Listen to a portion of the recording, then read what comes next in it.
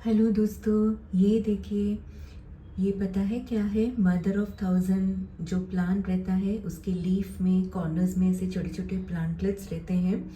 एकदम छोटा सा रहता है। तो उसे मैं काफ़ी महीने पहले, 2-3 महीने पहले तोड़ कर लेकर आई थी और कोकोपीट में मैंने लगा के रखा है। और ये देखिए बड़े हो रहे हैं धीरे धीरे से। और ये देखिए एक मैंने आपके लिए निकाल के रखा है, इसके रूट्स देख रहे हैं।